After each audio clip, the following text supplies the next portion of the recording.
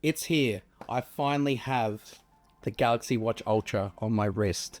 Today, I want to show you how you can set it up from start to finish so you can make it uniquely yours. Let's go. This will be the ultimate guide to setting up your Galaxy Watch Ultra.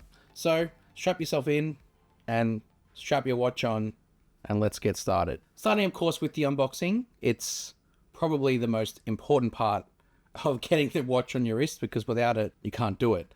Samsung have kind of changed things up a little bit this year. They've got the watch which sits inside a box that's inside the main box, and the straps are separate to that as well. So you have to kind of unbox it all and you get a really nice experience. I love the way Samsung have sort of curated this, even if it's sort of borrowing ideas from someone else. So once you've got it all open and once you've got it all out, it's time to sync it and pair it to your watch. Fortunately, Samsung have made that process extremely easy. Turn it on, which is the power button, which you'll see on the screen now. And once it is turned on, your phone will pick it up instantly. You simply just have to press connect, and then you go through the setup process on the screen. There's stuff that you can sort of set up immediately, things like restoring it from your previous watch backup, which Samsung have made incredibly easy now by incorporating Smart Switch for watch. It's so easy to bring the stuff from your previous watch onto your new one because it's all there backed up in Samsung Cloud. Once you go through that restore process, and it is pretty comprehensive, everything sort of comes along, you can take a look at the new health functions of the Watch Ultra as well. There's a bit of a step-by-step guide as to what it is the watch can bring you when you go through that process. Once that process is done, it's time to get customizing and make the watch yours. Let's go through all of the settings and show you exactly how to do that. So you can have a bit of a play around with the watch screen by looking at the watch faces directly from the screen itself, or you can use your phone. Samsung with the Galaxy Wearable App have put all of the settings that you need to customize the watch directly on the Galaxy Wearable App that you'll find on your phone. So let's open that app. It's really hard to say. So let's open that app up and go through all the settings one by one. The app is kind of split into a couple of different areas.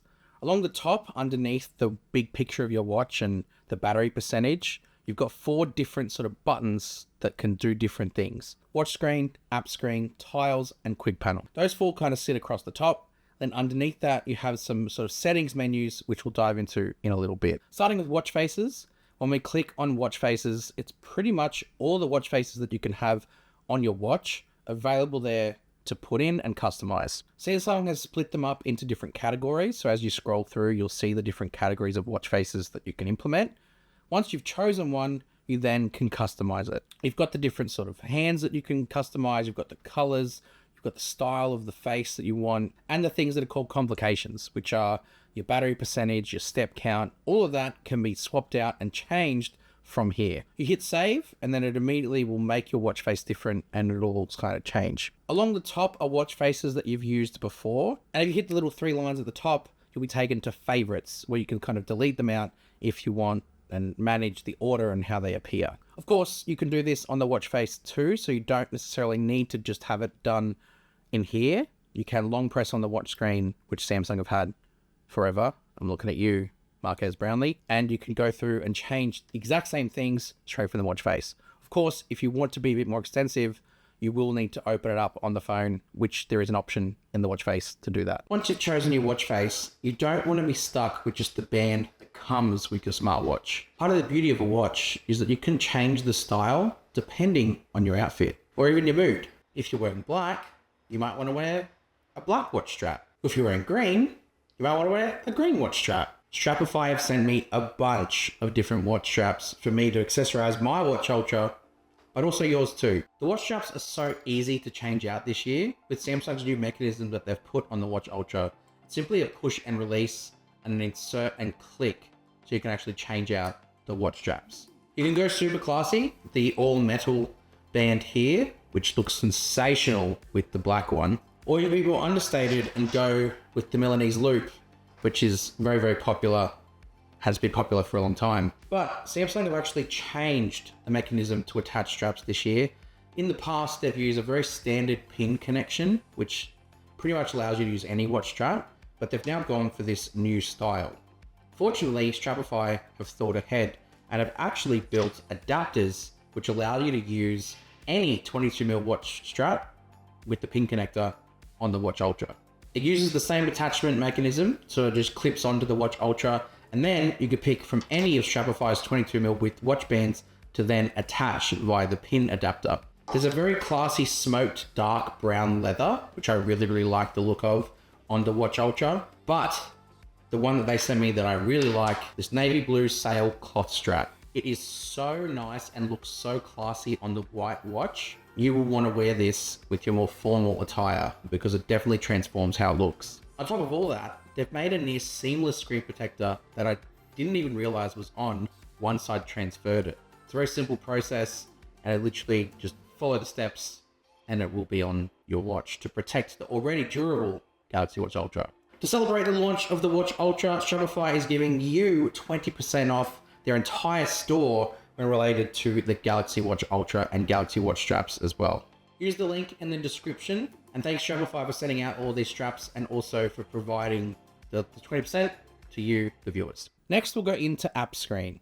What Samsung have done really cleverly here is mirror the app screen sort of customization as you would see it on your watch. So it kind of has this really elongated sort of form. And when you scroll through the app screen on your watch face, which is just done by swiping up, you see the exact same layout and formation. To customize it, you simply just long press on any of the apps on the screen to move them around. It's that simple. And like with the watch faces, you can actually go and do this on the watch screen as well. Exactly the same. Long press, move around, and you can even create folders, which I thought was really clever. Drop things into folders and create folders for similar apps like stopwatches and timers, etc. Next, you have tiles. The format of this is very similar to watch faces in that you have the tiles that are existing at the top, and then you have categories of extra tiles that you can bring in. You can obviously just press it and it'll add it in, or you hold down and drag it into the position that you want it to be. And of course, you do this on the watch face too. Samsung, when you swipe to the left, you get all the tiles that sort of start to appear, and you can start to sort of organize by holding down and dragging and dropping them as well. Tiles are great. It's basically like widgets, just shortcuts into apps, so you don't necessarily have to go into the app to perform it. I like the convenience of tiles on a watch. Then you've got the quick panel. The quick panel is very similar to the quick panel on your phone, where you swipe down from the top and you've got little things that you can control, like whether you want to have torch mode turned on, whether you want to have water lock. You can drag and drop in here on the phone where you want things to be. I really like water lock mode to be on the main page, so I drag and drop that in. And if there's anything that you want to bring into quick panel, you can do so from the bottom. And of course, again, this can all be done from the watch face too, where you can organize it, swipe down and organize it from there also. Okay, we've got them out of the way. Let's get into watch settings. This is the first settings menu that you'll find underneath all of those little icons that we just went through. And it's pretty comprehensive what you can do in here. The first thing you'll see is Samsung account, which is very important, especially as this is part of Samsung's ecosystem, to have everything synced up and controlled together. Things like making sure your Spotify account sort of syncs up. You want to make sure your Samsung account is logged in. So one, you can restore everything as we saw before, and two, it makes it more cohesive that way. First real setting there is modes, but it's not as if you can create modes from here. What this means is that you can actually turn this on to sync it with the modes that are existing on your phone.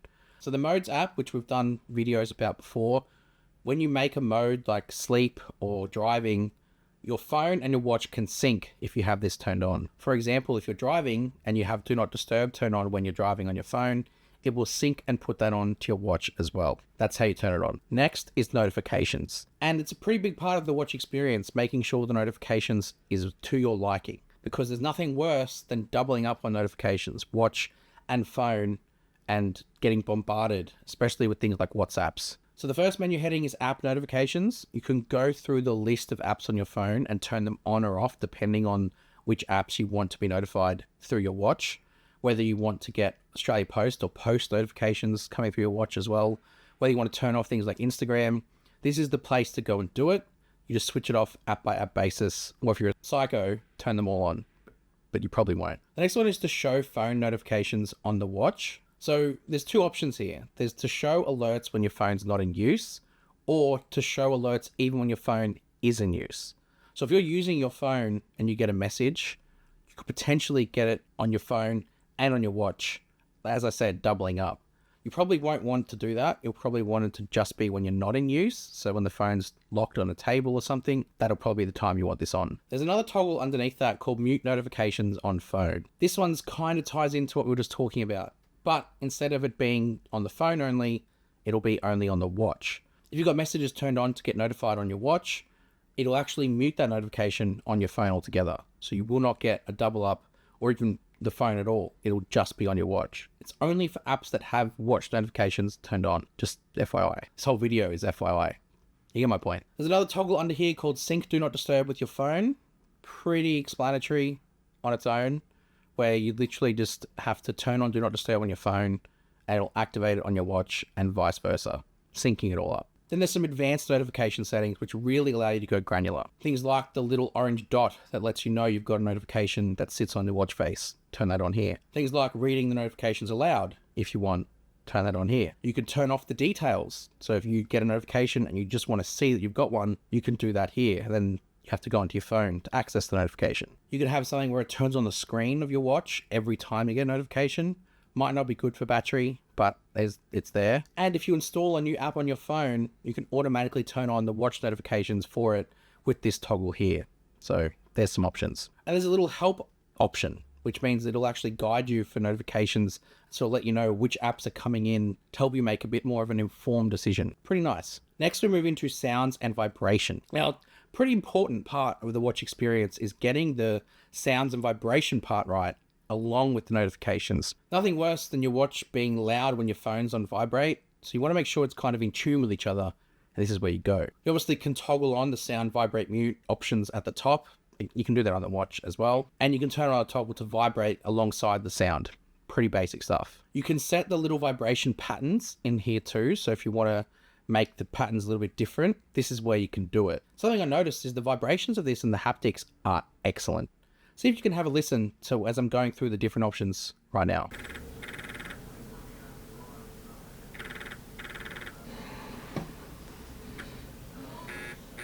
You've also got system vibration. So if you want to turn on the vibrations for doing things like dialing on the keypad or on the keyboard, that's all in here. Then you've got volume. Now this thing gets loud. I'm talking incredibly loud.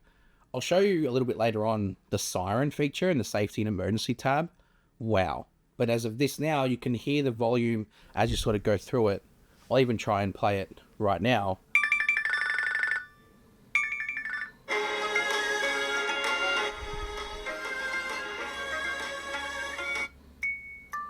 Anyway, that's where you can sort of control the volume, things like the ringtones as well. That's all in here. So you go in and turn on system sounds as per your liking. This is where you find it. Next, we have the display. Again, these are all kind of important. Another important facet of the watch is obviously the display you're looking at. Here you can control the brightness of the screen and of course turn on features like adaptive brightness, which I recommend turning on because the 3000 nits of this watch face will be amazing when you go into direct sunlight if you have adaptive brightness turned on. You can toggle always on display here as well. So if you are someone who likes to have your watch on all the time, then this will be a good spot to find it. But the lift to wake thing is actually pretty good. It moves relatively quickly with your wrist and activates pretty much instantaneously. That's why I don't need always on display on, because I'm the one looking at the time and it doesn't take long to do that. You've got other things there like touchscreen to wake, screen timeout, font size, sensitivity, charging info, which I found is quite helpful when you're charging it. That's all in here. Then you have battery. This is a good spot to sort of monitor your usage and see what's draining the battery, but also activate power saving mode should you need it. In power saving too, there's a little option at the bottom called limit health features. I don't know whether that's worth putting on, but if you're someone who likes to use it more as a watch, maybe power saving mode could be your option. I also noticed too that in the battery option, it shows you how much the watch face is draining. So that's nice to know. Then you have buttons and gestures. This is where you can change some of the convenience of using your Galaxy Watch Ultra. You have the action or quick button, but in the settings, there's an action assigned to the quick button, whatever. The thing is, there's quite a bit that you can actually do with this quick button. You can have it launch an exercise inside Samsung Health. Pretty nice. You've got some other features attached to it, like stopwatch, torch, which I thought's pretty cool.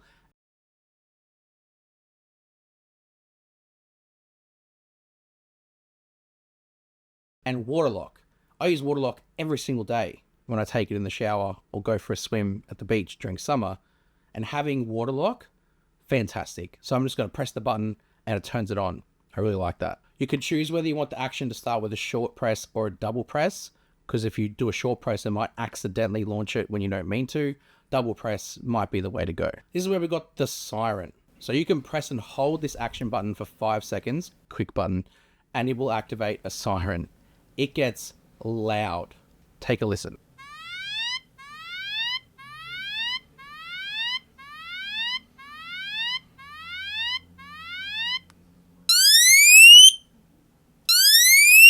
Of course, the purpose of this is to let people know you're in distress and they'll know. You then have the other 2 buttons which you can program. So for the home button, which is the top one, you can do double press and a press and hold, and you have different options. For double press, you could program it to do a lot of different things. Pretty much open any app that's on the watch, and you've got some features very similar to the quick button that you can assign to it as well. The press and hold will be either Bixby, Assistant, or Power Off, and it should always be power off. No brainer. The short press of the back button also has a couple of different options, but it's not as extensive. You should just leave it as back. Simple. You then have gestures. So you have things like the double pinch, which we've seen all of these before somewhere else and on Samsung. Granted, Samsung have also had this for a while. You have double pinch, you have shake to dismiss, and you have knock knock. These are all ones that you can sort of customize and see what they can do from in here. I'm not going to demonstrate them working. I'm just showing you where they are. The next tab is health. Health is probably, again, another important factor. God, they're all important. I think why health is so important is because a lot of people buy this as like a health guide.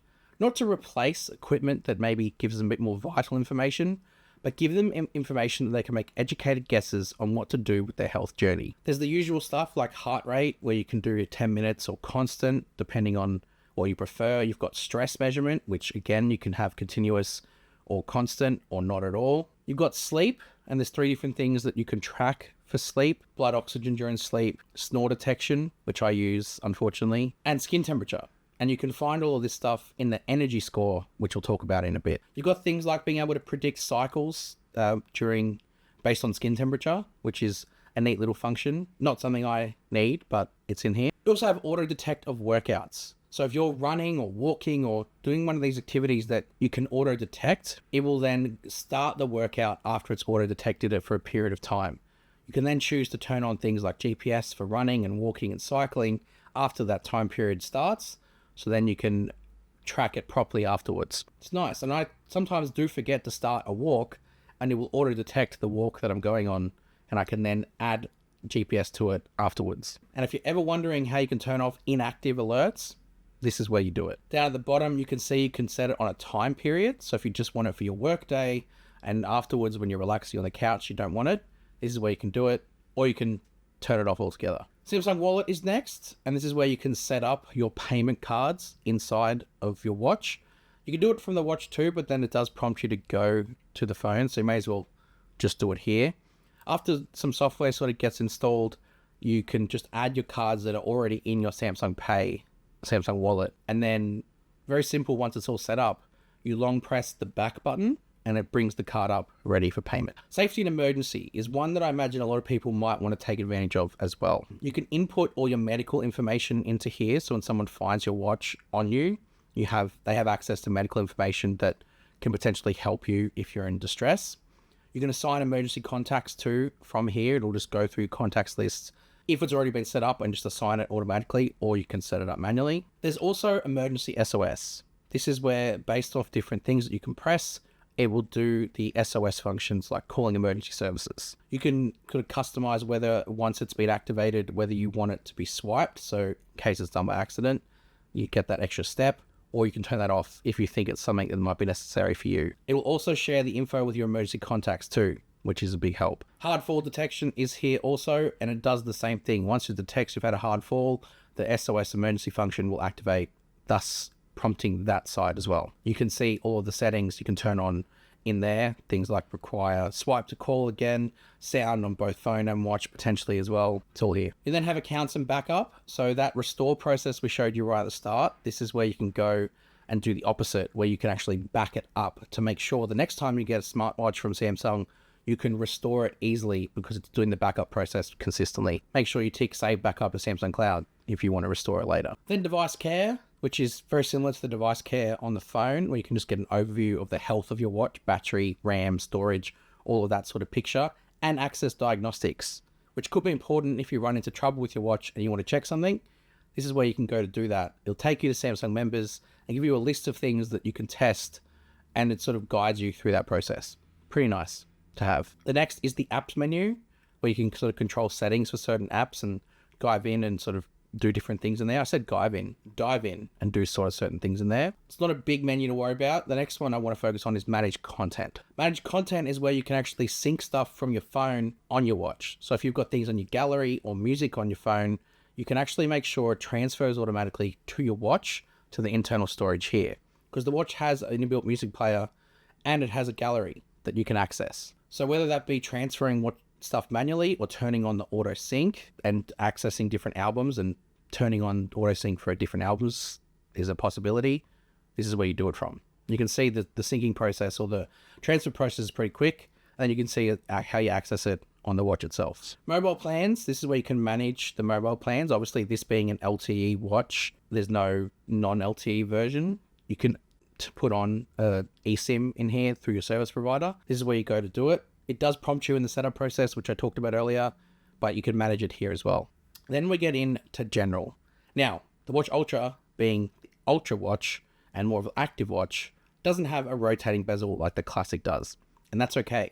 It's not meant to. But Samsung, in their infinite wisdom, always include a touch bezel. So that little raised lip above the screen still can be interacted like a rotating bezel via touch with haptic feedback. You turn it on here. You see it at the top there of general touch bezel. I feel like it should be in advanced features, but they've put it here instead. There's other stuff in here too to do with keyboard and language and everything, but the one I want to sort of dial in on is the orientation on your wrist. If you wear the wrist on your right hand, which is wrong, you can set it up as so, where you can let the watch know where the buttons are, so the software kind of rearranges itself accordingly. It's also important for like ECG tracking that you let this know what it does. Underneath that, there's transfer watch to new phone. So if you're like me and you upgrade your phone every 6 months or so, this is a really good one, because you literally just have to press this and it just connects it to a new phone without having to reset the whole thing. I started this a couple of years ago, and it's such a good decision that they did. I was tired of always having to reset my watch and start again. This eliminates that problem altogether. And of course, the reset function, where you can reset the watch. There's accessibility, which the accessibility settings, some of them are littered throughout other menus, but the main ones are in here. Stuff for vision enhancement, like high contrast, the hearing stuff, that's all in here as well. You've got some extra interaction and dexterity functions too, like universal sort of gestures, which some of them line up with what we've got on the watch settings already. Others are sort of above and beyond what was already there. That's where you go if you want to access some of that stuff. Then you've got the watch software update, which allows you to update your watch. Very simply, you can turn on auto update, so it'll just automatically update on your phone, and then you can copy it to your watch when you're ready. But this is where you can go and check. And then all the information about your watch is in the About Watch section. And you're pretty much good to go. There's a couple other things though that I'll finish off with. The first is energy score. On the watch face that I've got, there's a little spot for energy score where you can press it and then it guides you on the phone to set it all up. Lets you know what it does and how it works. And then once you go through one night of sleep tracking and one full day of activity, it starts to give you an energy score. You can see mine here. It sort of gives me sort of examples of what I did to get this score and how I can potentially improve it if I need to. The other thing is setting up things like ECG. Samsung have got an app called Samsung Health Monitor. So when you go to monitor it on your watch, it asks you to continue on the phone to continue the setup process. Once it sort of guides you through and sets up Health Monitor properly, whether you need to download it from the Galaxy Store or whether it's already on your phone, you then go back to the watch to run your ECG measurement, and it guides you through that process on the watch screen. Outside of that, it's time to start using your watch. And we'll get to that in other videos, probably full reviews and everything else. So if you've liked this guide, make sure you hit subscribe to Tech with Benefits. Also come find me on my socials, sort of Instagram and on Twitter /X. And I'll see you in the next one. You!